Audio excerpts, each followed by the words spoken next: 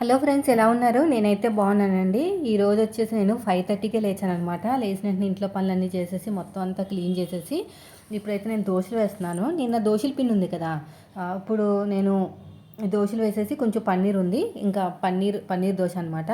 నిన్న చేసిన చట్నీ అయితే ఉంది. ఆ, మేము తిరుపతి వెళ్తున్నామండి. దానికోసం ప్యాకింగ్లు అవన్నీ చేసుకోవాలి కదా, అందుకనే ఫాస్ట్గా లేచానమాట. సో రేపు నుంచి వ్లాగ్స్ అయితే పోస్ట్ చేస్తాను, తిరుపతికి వెళ్ళే వ్లాగ్స్ అన్ని. ఎవరికైనా ఇంట్రెస్ట్ ఉన్న వాళ్ళు స్కిప్ చేయకుండా లాస్ట్ వరకు చూడండి, బాగుంటాయి కనుక. ఇంకా దోశలు వేసిన తర్వాత నేను ఎందుకు అంత తొందరగా లేచానంటే, ఈయన తొందరగా వెళ్ళాలన్నమాట ఆఫీస్కి. వెళ్ళిపోతే నేను స్కూల్కి తీసుకెళ్ళాలి కదా, స్కూల్కి తీసుకెళ్ళాలంటే నేను తొందరగా లెగాలి. హెడ్ కూడా హెన్నా పెట్టుకున్నానండి. ఫ్రంట్ సైడు కొంచెము వైట్ హెయిర్స్ లాగా వచ్చినాయి కదా, అది డైలీ అవన్నీ వేసుకుంటే పాడైపోతుందంట. మనకి జుట్టు అనేది మొత్తం కూడా బ్లాక్ అయిపోతుంది కాబట్టి న్యాచురల్గానే ఉండాలి అని చెప్పేసి నేనైతే హెన్నా పెట్టుకున్నాను అనమాట. డికాషన్ డైరెక్ట్గా హెన్నా నీళ్ళలో కలిపేసుకుని పెట్టుకుంటే కలర్ అసలు రావట్లేదండి. అందుకని చెప్పేసి నేను ఏం చేశానంటే, డికాషన్ అంటే ఒక చిన్న గ్లాసు వాటర్ తీసుకుని దాంట్లో టీ పౌడర్ వేసేసి మరిగించేశాను.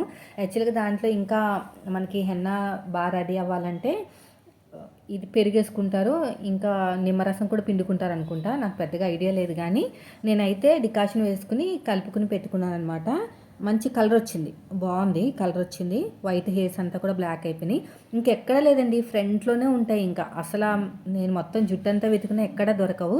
ఫ్రంట్లోనే 5-6 ఉంటాయి. ఫస్ట్లో ఒక్కటి వచ్చింది, ఎప్పుడు 10th క్లాస్లో, అది బాలమెరుపు అంటారంట. సో అలా ఉండిపోయింది. తర్వాత దాని వెనకాల ఒక 10 ఇయర్స్ తర్వాత వచ్చిందనమాట. 10-15 ఇయర్స్ తర్వాత ఇప్పుడు కొంచెం ఎక్కువ వస్తున్నాయి. ఇంకా అందుకని దాన్ని కంట్రోల్ చేయడానికి మళ్ళీ డైల్ అన్నీ వాడితే మొత్తం బ్లాక్ కాస్త బ్లాక్గానే ఉంటుంది, కానీ మొత్తం కూడా వైట్ అయిపోతుంది అంట కొన్ని రోజులకి. ఇంకా వద్దని చెప్పారు చాలామంది. ఇంకా అందుకని నేను ఇంకా ఇవే వాడుతున్నాను అనమాట. నేను చూపిస్తాను వీడియోలో ఎలా వచ్చింది ఏంటి కలర్ అనేది. సో మీరు కూడా ఒకసారి ట్రై చేయండి, మంచి సిల్కీగా కూడా ఉంటుంది, హెయిర్ అనేది పెరుగుతుందంట. ఇప్పుడు వచ్చేది ఆషాఢం కదండి, మనకి ఎక్కడైనా దొరికితే కనుక గోరింటాకు వాటితో కూడా పెట్టుకోవచ్చు. మా మమ్మీ ఏం చేసేదంటే, తనకి థైరాయిడ్ ప్రాబ్లం ఉండేదన్నమాట. దానివల్ల జుట్టు మొత్తం ఊడిపోయేది. అయితే ఇంకా కొంచెం వైట్ హెయిర్స్ కూడా ఉన్నాయి. దాని నుంచి వైట్ హెయిర్స్ నుంచి రిలీఫ్ అవ్వడానికి తను హెన్నా పెట్టుకునేది అనమాట. డికాషన్ కలుపుకొని అవన్నీ పెట్టుకుని రెడ్ కలర్లో మార్చుకునేటట్టు కలుపుకునేది. జుట్టు చాలా బాగా ఎదిగింది. సో నేను కూడా అదే ట్రై చేస్తాను. ఇంకా కుదుల్లోకి పెట్టుకోవాలి, పైన కాదు, కుదుల్లోకి పెట్టుకుని మొత్తం జుట్టు అంతా అప్లై చేసుకోవాలి. సో ఇక్కడ చూడండి, నేను ఆలు కర్రీ అయితే చేస్తున్నాను. దీనికోసం 2 ఆనియన్స్ అయితే తీసేసుకుని మొత్తం అంతా కూడా చక్కగా కట్ చేసుకుని చిన్న చిన్న ముక్కల కింద. నేనైతే ఈరోజు ఫుడ్ వీడియో ఒకటే షూట్ చేశానండి, ఎందుకంటే కొంచెం హడావిడైపోయింది అనమాట. ఎంత తొందరగా లేచినా కూడా పిల్లలతో కష్టం కదా. కరెక్ట్గా స్కూల్ బట్టలు వేసుకుని షూస్ వేసుకుని బండి ఎక్కే టైంకి మా వాడు పాటీ అన్నాడు, అంటే మోషన్ వస్తుందమ్మా అన్నారు. మళ్ళీ బట్టలంతా ఇప్పి మళ్ళీ లోపల తీసుకెళ్ళాను. అలాంటి టైంలో మనం బెదిరించకూడదు పిల్లల్ని. భయపెట్టి బెదిరించామనుకోండి, వాళ్ళు ఏం చేస్తారంటే రావట్లేదని చెప్పేసి అబద్ధం చెప్తారనమాట, అమ్మ ఎక్కడ కొడుతుందో ఏంటో అని. అప్పుడు స్కూల్కి వెళ్ళిన తర్వాత అక్కడ పెడతారు పెంట, మళ్ళీ మనకు ఫోన్ వస్తుంది. కాబట్టి అలాంటి టైంలో మనల్ని మనం కంట్రోల్ చేసుకోవాలి. వచ్చేస్తుంది ఆల్రెడీ బీపీ, ఎందుకంటే స్కూల్ టైం అయిపోతుంది.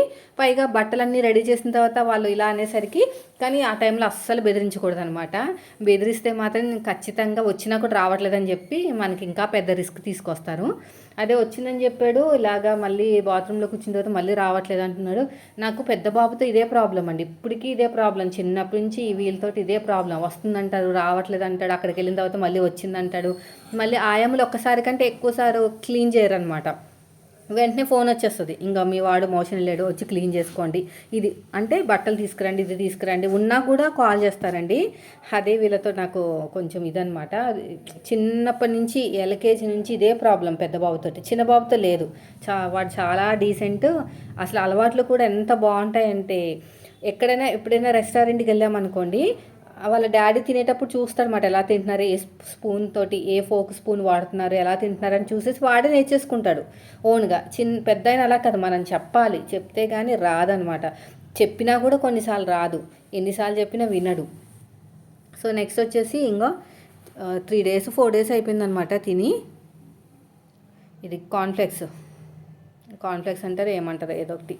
సో వేడి పాలైతే వేసేసుకుని పక్కన పెట్టేసుకుని ఇంకా ఇప్పుడు కర్రీ కూడా ఫ్రై అయిపోతుంది. చిన్న చిన్న ముక్కల కింద కట్ చేశానండి ఆలు. పెద్ద పెద్ద ముక్కలు కట్ చేస్తుంటే ఏమవుతుందంటే పెద్దగా అయిపోయి టేస్ట్ ఉండట్లేదు అనమాట. చిన్న చిన్న ముక్కలు అనుకోండి కొంచెం టేస్ట్ బాగుంటుందని ఇంకా ఫ్రై కన్నా కొంచెం పెద్ద సైజు తీసుకున్నాను ముక్కలు అనేవి. నిన్నైతే కొంచెం ఎండొచ్చిందండి, వర్షం తగ్గిపోయి ఎండొచ్చింది. వెంటనే ఇంట్లో ఆరేసిన బట్టలన్నీ కూడా ఒక మ్యాట్ లాగా పరిచేసి మొత్తం వేసేసాను అనమాట. వేసేసి మొత్తం ఆరబెట్టేశాను. ఈరోజు కూడా కొన్ని బెడ్షీట్లు వేసాను, చూడాలి. ఈరోజు కూడా అంతంత మాత్రమే ఉంది. ఇలాగ చక్కగా ఫ్రై చేసుకోండి. ఇలా చక్కగా ఫ్రై చేసేసుకుని తర్వాత చిన్న చిన్న ముక్కల కింద కట్ చేసుకున్నాను కదా, బంగాళదుంపలు కూడా వేసేసుకోవాలన్నమాట. కస్టమర్స్ అయితే డైలీ కాల్ చేస్తున్నారండి, మీరు ఎప్పుడు వెళ్తున్నావు ఎప్పుడు వస్తున్నావు అని. యాక్చువల్గా అయితే ఏమీ అనుకోలేదు, చూడాలి. రేపు చెప్తాను మీకు మొత్తం కూడా స్టోరీ అంతా. చాలా స్టోరీ ఉంది. బోనాల పండగ కదండి, కొంచెం సీజన్ టైం అన్నమాట. ఇలా చక్కగా కలిపేసుకోండి. కలిపేసుకుని కొంచెం ఉప్పు పసుపు వేసేసి సరిపోతుంది. ఇలా చక్కగా ఫ్రై చేసేసుకుని కొంచెం ఉప్పు పసుపు వేసేసుకుని కారం వేసుకుని, ఇంకా గరం మసాలా అవి ఏం వేయట్లేదు. ప్రతిసారి అన్నిట్లో గరం మసాలా వేసుకుంటే మన హెల్తే పాడైపోతుంది. అయిపోయిందండి ఫ్రై కూడాని. ఫ్రై లాగా అయిపోయింది అనమాట. చిన్న చిన్న ముక్కలు కట్ చేశాను కదా. టేస్ట్ అయితే బాగుంది. పెద్ద పెద్దగా కట్ చేస్తుంటే చప్పగా ఉంటుంది. ఇలా చక్కగా ఫ్రై చేసుకుని కొంచెం కారం వేసేసాను, తక్కువ వేసాను కారం మరి పిల్లలు తినరు కదా, అందుకనే కారం తక్కువ వేసాను అనమాట.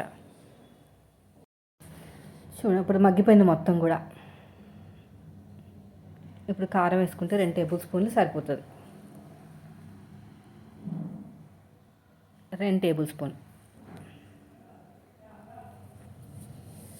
కొంచెం ఉప్పు, ఆల్రెడీ ఉప్పు వేసాను లైట్గా, ఇంకో కొంచెం వేస్తా సరిపోతుంది. ఇప్పుడు కొంచెం వాటర్ వేస్తానండి.